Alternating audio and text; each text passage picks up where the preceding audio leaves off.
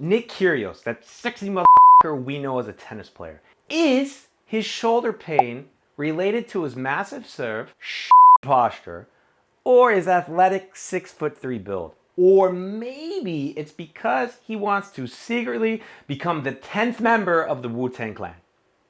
Full disclaimer, in my book, Nick is a complete badass. I am sure his team is legit as but bad boy or not, I totally respect his no BS, call it how you see it attitude. I am all about Nick dropping verbal bombs and sending these beta males home in tears, or these missiles, for as long as he can. His bombs, in my opinion, are good for the game both on and off the court.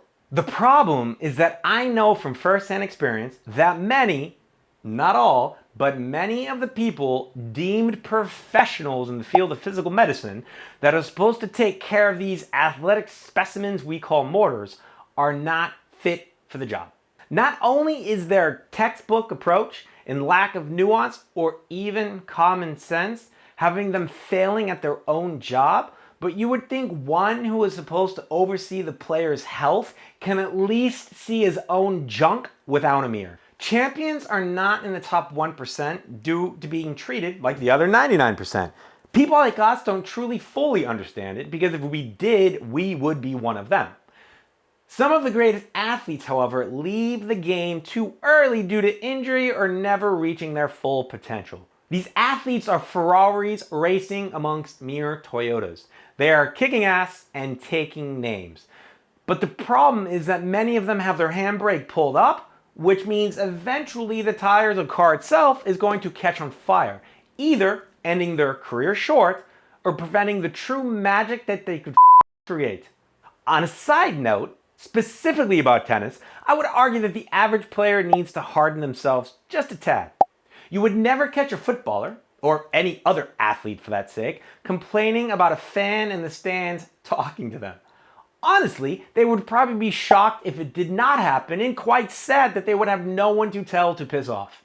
So in this video, I aim to give my 2 cents in the most objective, opinionated, polarizing, and for some, including you, maybe triggering way.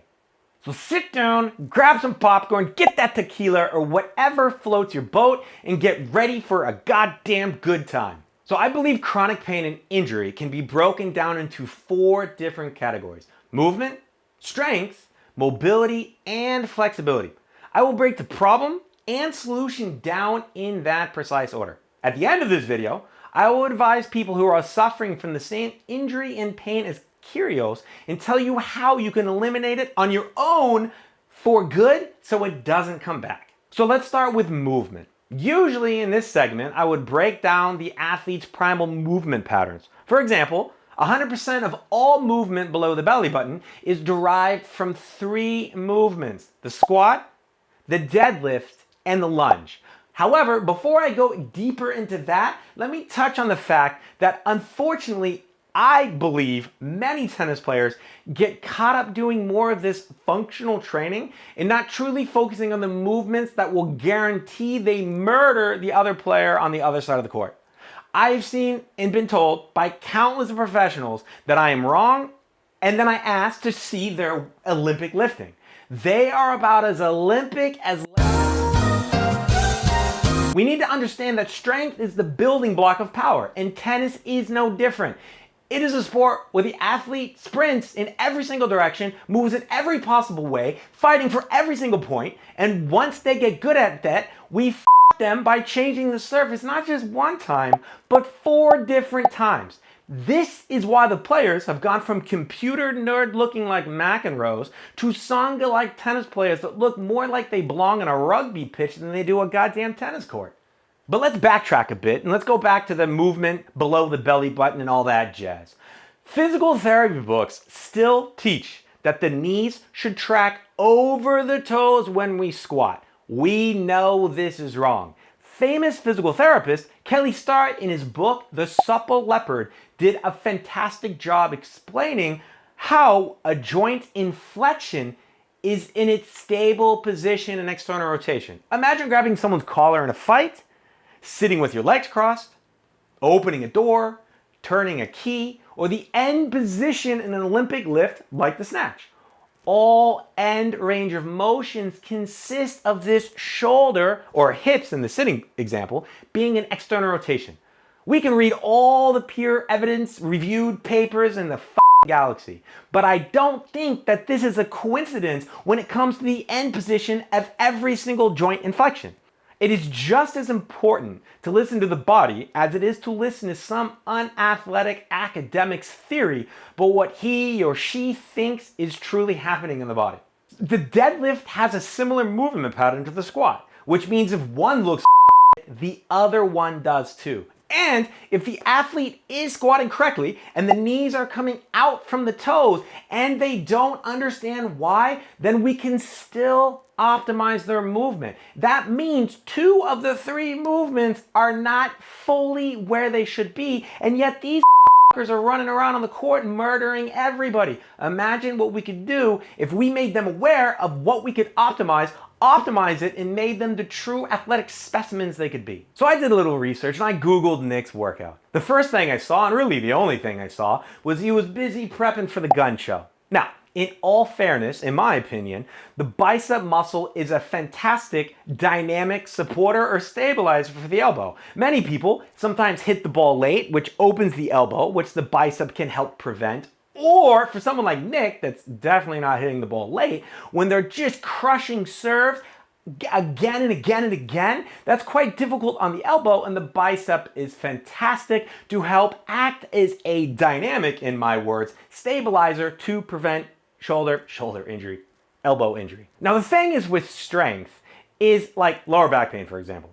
My grandmother, my sister, my mom, a CrossFit athlete, and an Olympic lifter all have lower back pain. So is it really due to everybody having a weakness? I think CrossFit athletes, the only thing they don't have is a weakness. So the second part of this equation, this category, would be strength. I would argue if your lights don't turn on at your home, do you replace all the light fixtures or buy a bunch of brand new light bulbs before checking the fuse box?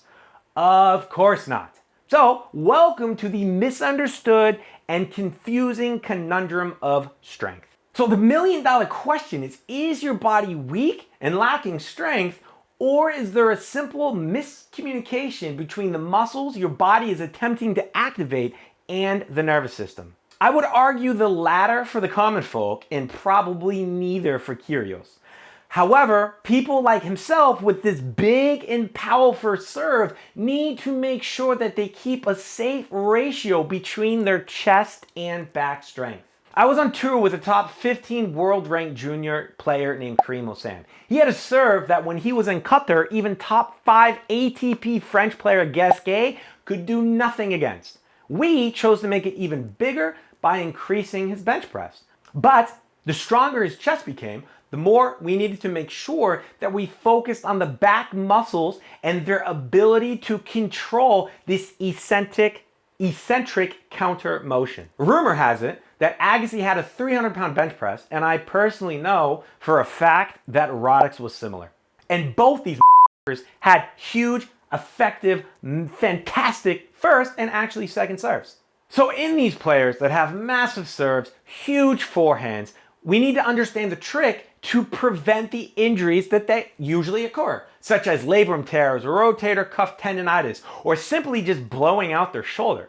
So let me say one trick, because I will talk about, in my opinion, the most important trick will be in the flexibility section. However, right now with the strength, we need to understand that the balance between your chest, your back, and shoulder girdle is crucial. If this goes to so does your future on the court. So if I had to boil strength down in a few sentences so you can understand how to be the absolute machine that you can be on court, I would suggest to go heavy on squats and deadlifts, but remain technique specific.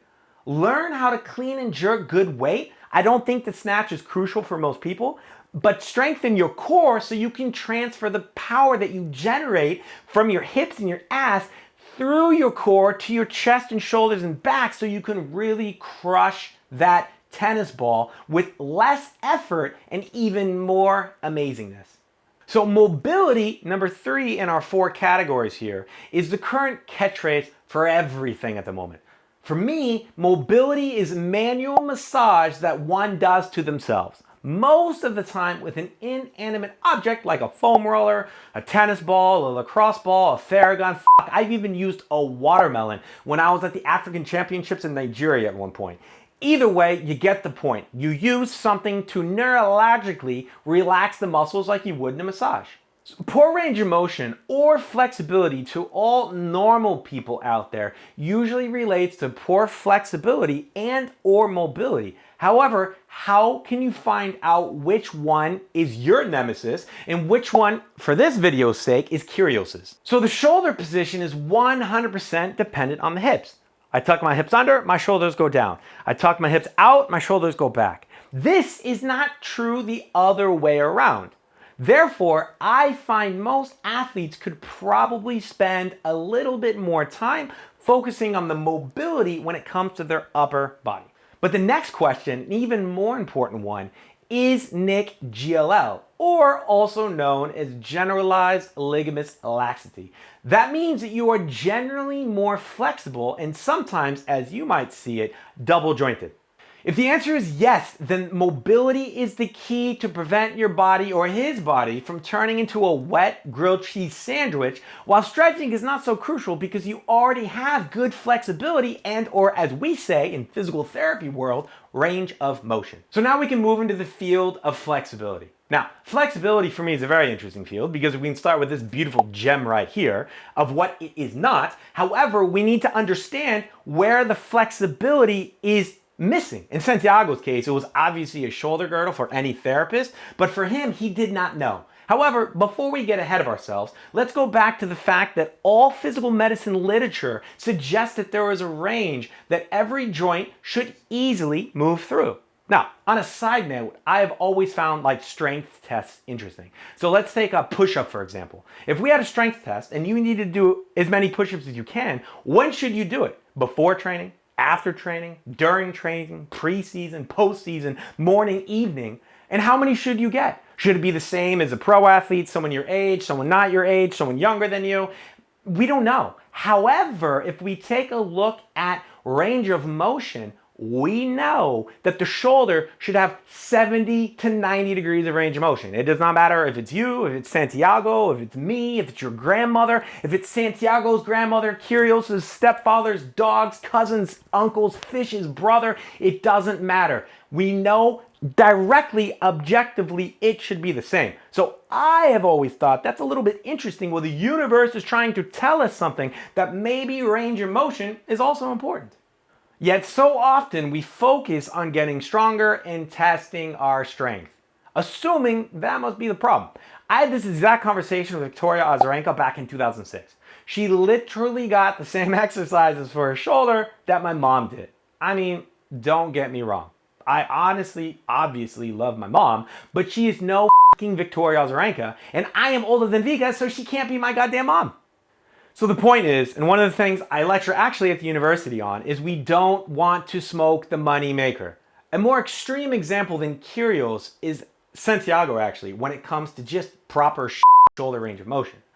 I know, and as I've already said, that it was more of his tight capsule. In his case, I knew this because when I met him, I actually performed an internal rotation stretch on his capsule, and I realized and I saw not only did it look terrible, but it was one of the most pathetic ranges of motion that I had ever seen. As for Kyrgios, I'm not sure. I would argue probably the same, that the capsule is definitely tight, but my guess is that his rolled shoulder position is coming from a lack of, like I said, posterior capsule range of motion in his shoulder capsule. This lack of range of motion becomes very dangerous because of the countless bombs he drops on court. In my experience, it usually starts as a slight tendonitis and accelerates quickly, unfortunately, often to a labrum tear if it is not dealt with quickly, which usually puts them out for at least 6 to 8 weeks due to a shoulder surgery. Because I want to respect your time and also the YouTube algorithm, let me do a more in-depth video and separate video on the solution. I can wet your whistle a little and tell you that it will consist of how not to confuse a physical therapist that thinks he or she is a strength coach, how and why not to waste your time with these traditional stretches, and why TheraBands are the beginning to the end. And generally, how you can work smarter, not harder, to increase your alphaness on the court. Learn how to murder your opponent and do it all injury-free. Please like, subscribe, and share my video if you enjoyed it. Comment below with your thoughts and your opinions, or block me if you think I am a complete douchebag. I invite all of you to try my free Unbreakable Body and Lower Back program so you can learn how to become the Navy SEAL of your body, and do so by leveraging knowledge and education, not medicine and excuses.